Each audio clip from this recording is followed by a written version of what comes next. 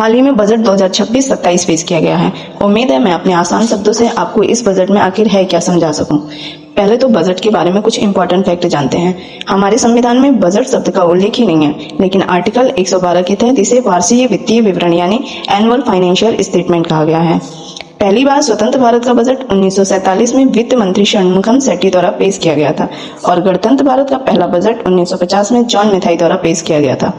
Sunday को भारत में share market बंद रहता है, पर इस बार हमारा बजट 1 फरवरी यानी संडे के दिन पेश किया गया था, जिसकी वजह से पहली बार संडे को शेयर मार्केट खुला रहा। सर्वाधिक बार बजट पेश करने वाले मोरारजी देसाई जी हैं, जिन्होंने 10 बार बजट पेश किया। उसके बाद हमारी वर्तमान वित्त मंत्री निर्मला सीतारमण जी हैं, जिन्होंने 9 बार बजट पेश किया। बजट 2026-27 में इनकी बजट स्पीच 1 घंटे 25 मिनट की थी और सबसे लंबे टाइम का बजट भाषण भी हमारी निर्मला सीतारमण जी ने 2020 के बजट में दिया था, जो 2 घंटे 40 मिनट का था। जब भी मोदी सरकार में बजट पेश किया जाता है, एक नई टर्मिनोलॉजी के साथ पेश किया गया है। इस बार 3 कर्तव्यों का उल्लेख किया गया है। पहला कर्तव्य आर्थिक विकास है, जिसमें उत्पादकता और प्रतिस्पर्धा को बढ़ावा देना है। इसके अंतर्गत 6 सेक्टर को शामिल किया गया है। मैन्युफैक्चरिंग पर जोर दिया गया है, हेरिटेज साइट यानी हमारी धरोहर पर देखरेख पर ध्यान दिया गया है, माइक्रो स्मॉल मैन्युफैक्चरिंग इंटरप्राइजिंग पर बल दिया गया, इंफ्रास्ट्रक्चर पर जोर दिया गया है, ऊर्जा संरक्षण पर ध्यान केंद्रित करना, शहरों और ग्रामीण के अंदर आर्थिक क्षेत्र को विकसित करना। दूसरा कर्तव्य जन केंद्रित विकास है, यानी जनता की आकांक्षाओं को पूरा करना और उनकी क्षमताओं का विकास करना शामिल है।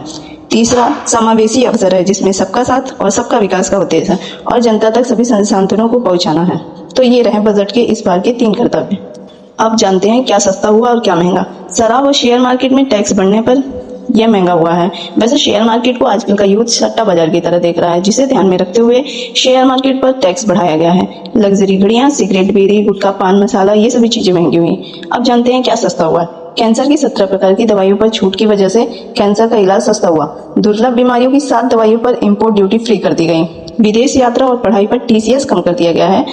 EV बैटरी और सोलर पैनल सस्ते हो गए हैं। भारत में बने स्मार्टफोन और टैबलेट भी अब सस्ते हो गए। मेडिकल डिवाइस पर इंपोर्ट सस्ता कर दिया गया है। तो ये सारी चीजें सस्ती हुई हैं। अब जानते हैं इस बजट में सरकार किस क्षेत्र में कितना खर्च करेगी। सबसे ज्यादा रक्षा मंत्रालय को 7,84,000 करोड़ से ज्यादा दिया गया है, यानी भारत सरकार देश की सुरक्षा पर जोर दे रही है। दूसरे नंबर पर ट्रांसपोर्ट पर 5,98,000 करोड़ से ज्यादा, यानी सड़कें, हाईवे, रेलवे, परिवहन पर खर्च करेगी सरकार। तीसरे नंबर पर ग्रामीण विकास को बढ़ावा देने के लिए 2,73,000 करोड़ से ज्यादा लगाएगी और शिक्षा पर 1,49,000 करोड़ से ज्यादा खर्च करेगी। इस बजट में कुछ नई योजनाएं भी चालू की गई है, जिसमें इंडिया सेमीकंडक्टर मिशन 2.0 की शुरुआत सेमीकंडक्टर चिप को इंडिया में बढ़ावा देने के उद्देश्य से किया गया है।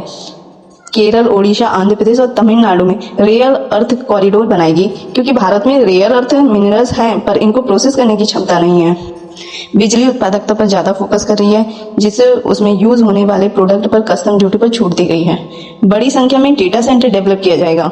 20 लाख नौकरियां अगले 4 सालों में लाने की योजना है, जिसके तहत ऑरेंज इकोनॉमी पर बढ़ावा दिया गया है, यानी content creator, graphic designing, art, animation, ये सभी शामिल है।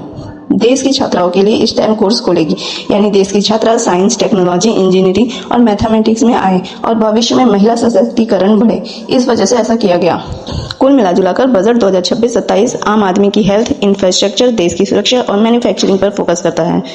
आपके हिसाब से ये बजट कैसा है और आपको इस बजट से क्या मिला?